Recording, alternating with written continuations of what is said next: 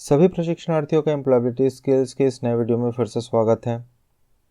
आज हम आपके इस विषय के सेकंड चैप्टर अंग्रेजी साक्षरता को चालू करने जा रहे हैं। इंग्लिश लिटरेसी, जैसे नाम से ही स्पष्ट है, अंग्रेजी के बारे में आपको इसमें समुचित ज्ञान दिया जाएगा और वो भी बहुत ही छोटे रूप में। अंग्रेजी भाषा होने के कारण बहुत ही वृहद है, लेकिन आपके ITI के सिलेबस में ये बहुत ही नट शेल में दिया हुआ है। नट शेल बोलने का मतलब, जैसे हम लोग हिंदी में बोलते हैं, गागर में सागर भरना, कम में बहुत सारी जानकारी, है ना। तो आइए सबसे पहले हम इसका सिलेबस रिव्यू करते हैं। एक चीज़ मैं आपको बताना चाहूँगा कि अंग्रेजी बोलने, सुनने, पढ़ने, जानने के लिए शब्दों का ज्ञान होना ज़रूरी है। तो हम इसमें जहाँ जहाँ नए शब्दों के बारे में जब बात करेंगे तो मैं आशा करता हूँ कि आप लोग उसको समझेंगे और याद करने का प्रयास करेंगे। ज़्यादा बेटर होगा कॉपी पेन लेके बैठिए वीडियो देखने के लिए, है ना। और जिसको कुछ डाउट होगा तो कमेंट्स करके गाइडलाइन लेने का ऑप्शन हमेशा ही खुला हुआ है। चलिए हम लोग सबसे पहले सिलेबस स्टडी कर लेते हैं। सेकेंड चैप्टर का नाम है इंग्लिश लिटरेसी। ये आपका 30 घंटे में पूरा होना है। पिछला व्यवहार कौशल आपका 10 घंटे का था, तो जाहिर सी बात है ये थोड़ा सा लंबा चलेगा वीडियो। फंक्शनल इंग्लिश, रीडिंग और रिटन इंग्लिश, इस 3 पोर्शन में आपके इंग्लिश लिटरेसी को बांटा गया है। फंक्शनल इंग्लिश में इतने सारे पोर्शन हैं आपके। तो सबसे पहले आप देखिए क्या है। किसी भी सब्जेक्ट को पढ़ने से पहले उसका सिलेबस समझना ज़रूरी है, तब आपको समझ में आएगा भाई उस चैप्टर के एंड में जो ये सिलेबस बनाने वाले हैं, जो सब्जेक्ट बनाने वाले हैं, वो आपसे क्या चाहते हैं, कि आपका नॉलेज लेवल कितना हो। उसी के हिसाब से तो आप एग्ज़ाम दोगे, है ना। तो चलिए सबसे पहले हमको इम्पोर्टेंस ऑफ लर्निंग इंग्लिश से देखना है कि इंग्लिश सीखने का महत्व क्या है। दूसरा, हम इसमें पढ़ेंगे नेमिंग वर्ड, नाम वाले शब्द, उनका use, replacing names, action words, है ना। डिस्क्राइबिंग पीपल, लोगों के बारे में बताना, जगह के बारे में बताना और उसका यूज़। कुल मिला के हमको देखना है नेमिंग वर्ड। उसके बाद हम लोग देखेंगे पंक्चुएशन, जैसे कि कॉमा। कॉमा आप लोग समझते हैं, फुल स्टॉप। कॉमा यानी अल्प विराम, फुल स्टॉप यानी पूर्ण विराम। क्वेश्चन मार्क, क्वेश्चन मार्क आप लोग सब जानते हैं ना। इस टाइप के जो पंक्चुएशन मार्क्स हैं, क्या शब्द बोला बेटा मैंने, पंक्चुएशन, है ना। पंक्चुएशन मार्क्स है, उसका यूज़ सीखेंगे। फिर सिंगुलर प्लूरल के बारे में सीखेंगे, एक वचन, बहुवचन। फिर हम लोग सीखेंगे टेंस के बारे में, simple tense, past tense, present, past progressive, ठीक है। फिर हम लोग सिंपल सेंटेंस बनाना सीखेंगे, उनका appropriate word, uses of appropriate words to express themselves, है ना। शब्दों का यूज़ सीखेंगे। ग्रीटिंग यानी कि अभिवादन करना, जैसे हम लोग नमस्ते बोलते हैं, हाय बोलते हैं, है ना। किसी का अभिवादन करना और सेल्फ इंट्रोडक्शन देना। प्रश्न पूछना और उनका जवाब देना। जानकारी बांटना। फॉर्मल इनफॉर्मल कम्युनिकेशन, औपचारिक और अनौपचारिक कम्युनिकेशन, ये क्या होता है हम देखेंगे। Speak and provide information about work place, discuss the current happenings, ठीक। इतना चीज़ आपको फंक्शनल इंग्लिश पोर्शन में पढ़ना है। फिर रीडिंग में आपका क्या है कि आपको सिंपल सेंटेंसेस को रीड करना है, जैसे कि खुद के बारे में हो गया, काम के बारे में हो गया, आपके आसपास के माहौल के बारे में हो गया। और सिंपल राइटिंग स्किल्स, जैसे कि आवेदन पत्र लिखना, समरी लिखना, ऐसा टाइप का कुछ चीज़, ठीक है। तो इंग्लिश चालू करने के पहले, आज तो हम लोग इंग्लिश का कोई टॉपिक पढ़ नहीं रहे हैं, आज हम लोग बस ये समझना चाह रहे हैं कि इंग्लिश इतना महत्वपूर्ण क्यों है ना। और इंग्लिश समझने के लिए आपका जो डर है ना, उसको कैसे दूर किया जाए, ठीक है, उसके बारे में आज हम लोग थोड़ा सा बात करेंगे। इम्पॉर्टेंट चीज़ है, आप लोग उसे आशा करता हूँ ध्यान से सुनेंगे और समझने का प्रयास करेंगे। देखिए सबसे पहले ये देखें कि मैं कर सकता हूँ और करूँगा, I can and I will, ठीक। ये क्यों लिखा है बेटा, ये इसलिए लिखा है क्योंकि इंग्लिश एक ऐसा चीज़ है जो आप सबके जीवन में जंजाल बना के रखा हुआ है। अधिकतर ITI करने वाले बच्चे, बड़े शहरों की बात मैं छोड़ दूं तो छोटी जगहों में अधिकतर ITI करने वाले बच्चे बहुत रूरल बैकग्राउंड से होते हैं, गांव देहात से होते हैं। उन लोग सामान्य हिंदी बोलने में भी झिझकते हैं, इंग्लिश बोलना तो दूर की बात है ना। तो सबसे पहले हमको अपने मन से डर निकालना होगा कि इंग्लिश कोई बहुत बड़ी चीज़ है या हाई फाई लोग ही इंग्लिश बोलते हैं। भाई आप भी इंग्लिश बोल सकते हो, जैसे आप हिंदी बोलते हो, अपने लोकल डायलेक्ट में बात करते हो, है ना। जैसे कि बिहार के बच्चे भोजपुरी में बात करते हैं, छत्तीसगढ़ के बच्चे छत्तीसगढ़ी में बात करते हैं, महाराष्ट्र के बच्चे मराठी में बात करते हैं, है ना। वैसे ही इंग्लिश बोलना भी बहुत ही सरल चीज़ है, ठीक है। ये ग्राफ आप देखिए, ये ग्राफ आपके वर्कबुक में दिया हुआ है, बहुत इंटरेस्टिंग लगा ये ग्राफ, इसलिए मैंने पहले इसको ले लिया, ठीक है। ये ग्राफ बना हुआ है कॉन्फिडेंस मतलब आत्मविश्वास, ये आपका शब्द सीखना चालू हो गया बेटा, है ना। आत्मविश्वास और एक्सपीरियंस, अनुभव के बीच में, है ना। एक्सपीरियंस का मतलब होता है अनुभव और कॉन्फिडेंस का मतलब होता है आत्मविश्वास, ठीक। आत्मविश्वास और अनुभव के बीच में आपका एक ग्राफ है। देखो, जब आपको कुछ नहीं पता होता, यहाँ पे जीरो होगा, ग्राफ बनाना आता है सबको, यहाँ पे जीरो होगा, और इस तरफ चीज़ें बढ़ती हैं और ऊपर की तरफ चीज़ें बढ़ेंगी, है ना। जब आपको कुछ नहीं पता, ठीक है, तब आपका कॉन्फिडेंस जीरो है। लेकिन जब आपको लगता है थोड़ा सा भी आपको पता चलना चालू हो जाता है ना, तो आपका कॉन्फिडेंस इतना हाई रहता है, उस समय आप ये सोचते हैं कि भाई मुझे ही सब कुछ आता है, मैं सब कुछ जानता हूँ, है ना। जैसे बोलते हैं अधजल गगरी छलकत जाए, ठीक है। अभी आपको ज़्यादा जानकारी नहीं है भाई, अभी आपका एक्सपीरियंस सिर्फ यहाँ से यहाँ पहुँचा है, नीचे देखिए बेटा एक्स एक्सिस में, है ना। अभी आपका एक्सपीरियंस सिर्फ यहाँ तक पहुँचा है और कॉन्फिडेंस देखिए आपका कितना हाई हो गया है, ठीक है। फिर आपके साथ समय होता है, लाइफ हैपन्स, आपके साथ ज़िंदगी घटित हो जाती है, धीरे धीरे आपका अनुभव बढ़ते जाता है और आपका कॉन्फिडेंस लगातार नीचे गिरते जाता है। एक समय आता है जब आपका कॉन्फिडेंस सबसे कम होता है, ठीक है, अनुभव के साथ साथ। फिर जैसे जैसे अनुभव आपका बढ़ते जाएगा, आपका कॉन्फिडेंस फिर से ऊपर की ओर बढ़ना शुरू होगा और एक समय पर आके आपका कॉन्फिडेंस जो है स्थिर होगा। तो हम लोग हमेशा ये सुनते हैं कॉन्फिडेंस होना ज़रूरी है, लेकिन ओवर कॉन्फिडेंस नहीं होना चाहिए, है ना। ये उसी का ही उदाहरण है भाई, ये आपका ओवर कॉन्फिडेंस वाला स्टेट है ना। इतना ओवर कॉन्फिडेंस भी मत रहो, और ये आपका अंडर कॉन्फिडेंस वाला स्टेज है, इतना अंडर कॉन्फिडेंस नहीं रहो। कॉन्फिडेंस एक नपातुला कॉन्फिडेंस रहे, और उसके साथ जब अनुभव मिल जाए तब आपको जीवन की दौड़ में कोई पीछे नहीं कर सकता, है ना। ये आपको, ये बातें आपको खुद के अंदर रियलाइज़ करनी है, ठीक है। चलिए, अब ये कॉन्फिडेंस का साइकिल काम कैसे करता है ये समझिए जीवन में। सबसे पहले आप कुछ काम करेंगे, ठीक है, उस काम को करने के लिए आपके अंदर थोड़ी बहुत हिम्मत आएगी, है ना। जैसे कि आपने ये समझा कि भाई हमने कुछ करना है अपने जीवन में, तो क्यों ना चलो हिम्मत जुटा के आईटीआई कर लिया जाए, तो आप आ गए आईटीआई करने, है ना। फिर आपने जैसे आईटीआई किया तो उससे आपको कुछ रिज़ल्ट मिला, है ना। उस रिज़ल्ट से आपके आसपास वालों को कुछ प्रभाव हुआ, जैसे कि आपको रिज़ल्ट मिला कि आप पास हो गए, आपको एक छोटी सी नौकरी लग गई, है ना। उस रिज़ल्ट का असर ये हुआ कि आपके आसपास वालों के ऊपर कुछ प्रभाव हुआ, आपके घर वाले खुश हो गए, है ना, अपने घर वालों के लिए आप गिफ्ट्स ले गए, ठीक, उनको थोड़ा सपोर्ट हो गया। फिर आपके जो आसपास वाले हैं वो आपके, जो आपका कंट्रीब्यूशन है, जो आपका सहयोग है, जो आपका हिस्सा आया समाज के प्रति, उसका उन लोग सम्मान करेंगे, है ना, या जैसा भी उनका जो रिएक्शन रहेगा, फिर वो आपको पॉजिटिव फीडबैक देंगे। अगर आप अच्छा काम कर रहे हैं तो आपके बारे में पॉजिटिव बोलेंगे कि वाह यार बहुत बढ़िया, तुमने नौकरी लगा लिया, है ना, इतने कम उम्र में ही तुम पैसे कमाने लग गए, ठीक। उससे क्या होगा, उससे क्या होगा, आपका कॉन्फिडेंस और बढ़ेगा, आप और अच्छे से जी जान लगा के काम करोगे, और अच्छे अच्छे रिज़ल्ट पैदा करोगे, एंड सो ऑन। तो ऐसा आपका कॉन्फिडेंस और एक्शन का साइकिल आपका चलते जाता है। तो एक्सपीरियंस के साथ साथ आपका कॉन्फिडेंस भी बढ़ेगा और जीवन की बुलंदियों को आप हासिल करेंगे, ठीक है।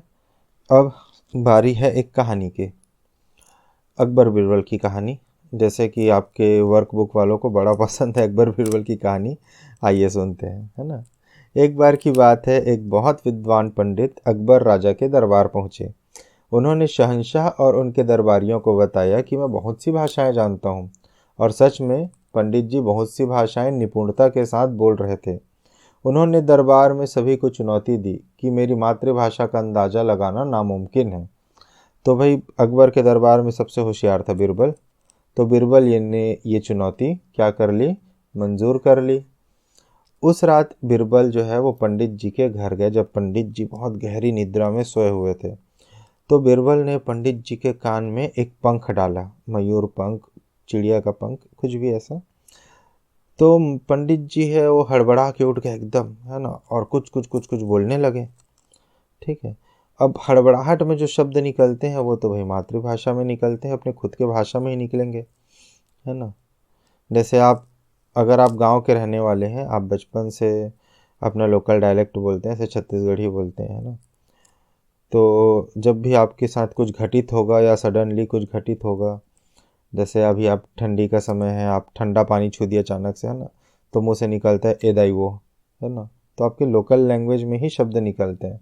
तो अगले दिन जब पंडित जी दरबार आए तो बिरबल ने बताया कि भाई पंडित जी, आपकी मातृभाषा तो तेलुगु है, और पंडित जी ने भी यह बात स्वीकार कर लिया। ठीक। तो इस कहानी से हमें यह शिक्षा मिलती है कि जब भी लोग मुश्किल में होते हैं तो हमेशा अपनी मातृभाषा में ही बोलने का प्रयास करते हैं, है ना। और मातृभाषा का बहुत ज़्यादा महत्व है हमारे जीवन में। मातृभाषा में ही हम सुनते हैं, समझते हैं, है ना, जैसे कि हिंदी में आप सुनोगे, समझोगे। ठीक। लेकिन इस कहानी से हमें ये सीख भी मिलती है कि अगर आप प्रयास करें, जैसे कि उस पंडित के भाषा का अंदाज़ा लगाना बहुत ही मुश्किल था, लेकिन बिरबल ने कैसे भी करके अपनी युक्ति लगा के, है ना, उसका भी सॉल्यूशन ढूंढ लिया। तो इंग्लिश लैंग्वेज को अगर आपको सीखना है तो थोड़ा हिंदी का सहयोग लीजिए, हिंदी में चीज़ों को सीखिए, हिंदी में इंटरप्रेटेट कीजिए। ठीक है। और थोड़ा मेहनत करके इंग्लिश सीखिए। फिर इंग्लिश सीखने के लिए जब हम छोटे थे तो हमारे सर बोलते थे, अगर आपको इंग्लिश सीखना है तो इंग्लिश में सोचना शुरू करो। ठीक है। किसी भी चीज़ को, जैसे कि आपके दिमाग में आता है कि मैं वहाँ जाऊँगा, है ना, तो आपके दिमाग में मैं वहाँ जाऊँगा नहीं होना चाहिए, आपके दिमाग में आना चाहिए आई विल गो देयर। ठीक। तब आप इंग्लिश बहुत जल्दी से सीखेंगे। चलिए, इंग्लिश सीखने के ऊपर आगे हम और बढ़ते जाएंगे। ठीक। आगे बढ़ते हैं। मुद्दे की बात। अब यहाँ पे आपको उन प्रॉब्लम्स को चुनना है जो आपको अंग्रेजी बोलने से रोकती है। ठीक है। यहाँ पे कुछ प्रॉब्लम्स हमने लिस्ट आउट कर लिए हैं, जैसे कि है शाइनेस। शाइनेस मतलब कि आप शर्मा जाते हैं। डर, फियर। लैक ऑफ कॉन्फिडेंस, आपके अंदर कॉन्फिडेंस की कमी है। LACK, लैक, लैक यानी कमी, है ना। अपना शब्दकोश बढ़ाइए भाई साथ साथ। लैक ऑफ कॉन्फिडेंस, कॉन्फिडेंस की कमी। लैक ऑफ वोकेबलरी, अभी लैक का मतलब सुना आपने, लैक मतलब कमी। वोकेबलरी यानी कि शब्दकोश, शब्दकोश की कमी। ठीक। Fear of being made fun of, कोई आपका मजाक उड़ा देगा, इस चीज़ का आपको डर लगता है। इंग्लिश आपको बहुत कठिन लगती है, English is difficult. Fear of making mistakes, आप इंग्लिश बोलने के पहले डरते हैं, या इंग्लिश पढ़ने से आप डरते हैं कि आपको लगता है कि आप गलत बोल देंगे या आप गलत कर देंगे, है ना। और लैक ऑफ मोटिवेशन, कभी आपको कोई मोटिवेट ही नहीं किया कि भाई चलो आप इंग्लिश में बोलो। ठीक। तो ये कारण, इन कारणों में से कौन कौन से कारण आपको सूट करते हैं, पहले तो उसको टिक कीजिए वीडियो को पॉज करके। ठीक है। आप सोचिए कि इनमें से क्या क्या कमी है। मेरा अनुभव ये कहता है कि अधिकतर बच्चों में ये सारी कमियां होती हैं, है ना। वो शर्माते भी हैं, वो डरते भी हैं, उनमें आत्मविश्वास की भी कमी है, उनके पास शब्दकोश की भी कमी है। वो ये शर्म सोचते हैं कि कोई हमारा मजाक उड़ाएगा, उनको इंग्लिश कठिन लगता है, गलती करने से डरते हैं, मोटिवेशन की कमी है ना। तो एक एक करके देखते हैं कि इन प्रॉब्लम्स को कैसे दूर करें। सारी चीज़ों को डिस्कस करने में बहुत समय लगेगा। एक पोर्शन हम देखते हैं, शाइनेस, है ना। अंग्रेजी बोलने में चुनौतियां जो हैं, जैसे कि आपका पहला प्रॉब्लम था शाइनेस, कि आप शर्माते बहुत हो।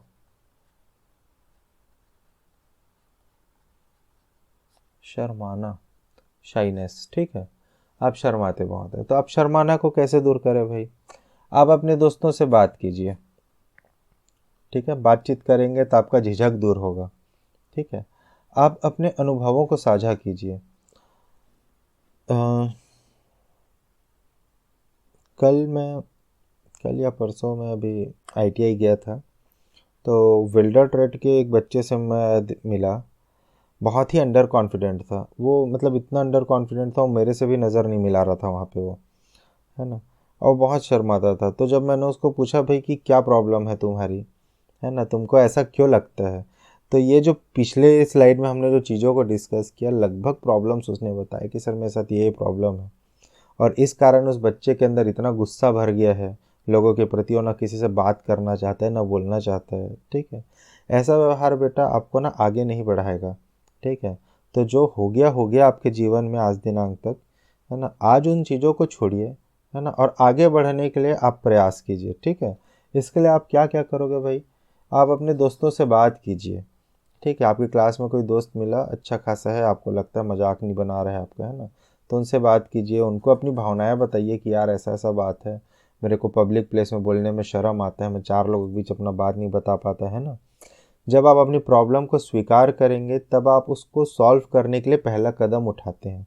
इसलिए हमेशा अपने प्रॉब्लम्स को पहले आप स्वीकार करो। ठीक है, अपनी स्ट्रेंथ्स को आइडेंटिफाई करो कि भैया आपकी क्या शक्तियां हैं, और आप कॉन्फिडेंट रहो। जैसे कि आप में से अधिकतर बच्चे गुड लुकिंग होंगे, अच्छे दिखते होंगे, तो ये आपकी एक स्ट्रेंथ है ना, इसके लिए आप कॉन्फिडेंट रहें, कुछ भी हो साला दिखता तो अच्छा हूँ मैं। ठीक,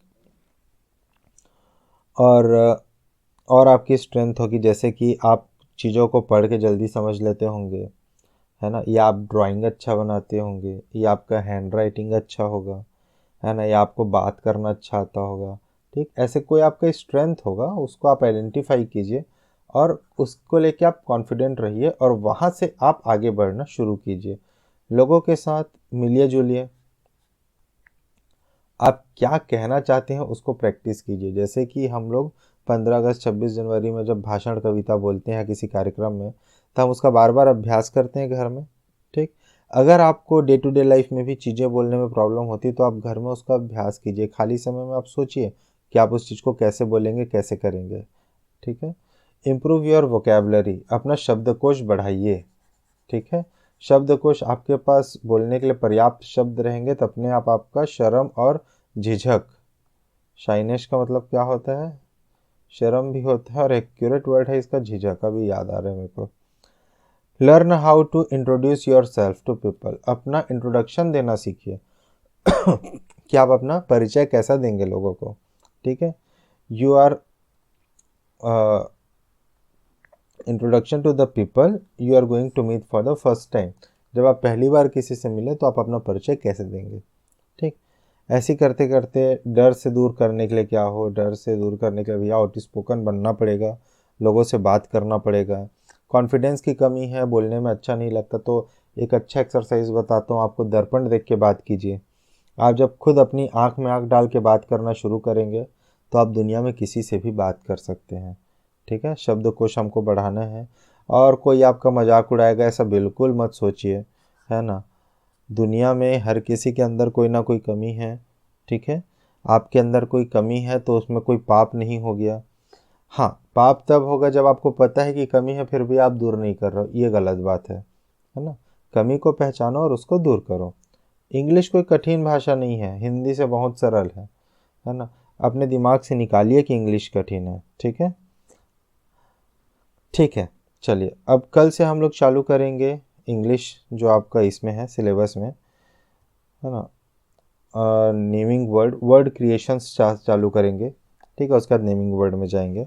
ठीक है, आशा करता हूँ अंग्रेजी से संबंधित आपकी जो चीज़ें हैं वो क्लियर हो गई होंगी। इंग्लिश कोई कठिन चीज़ नहीं है, आप इसको अपने दिमाग से निकालिए। कल से हम कोर ग्रामर चालू करेंगे और मैं प्रयास करूँगा कंटिन्यूअस वीडियो डालूँ इस चैप्टर का। ठीक, कुछ आपके मन में बात रह गई हो, है ना, कुछ व्यवहारिक बातें रह गई हो तो प्लीज़ कमेंट्स करके बताएं। वीडियो को अगर पसंद आ रहा हो तो लाइक शेयर करें, सब्सक्राइब करें और बेल आइकन दबाएं। बहुत सारे बच्चों को ये प्रॉब्लम है जिनसे मैं मिलता हूँ, बोलते हैं कि सर नया वीडियो आता है आप भेजते नहीं है। भैया बेल आइकन दबाओगे तो नया वीडियो आएगा, आपको अपने आप पता चलेगा। ठीक है, आज के लिए बस इतना ही। Thank you.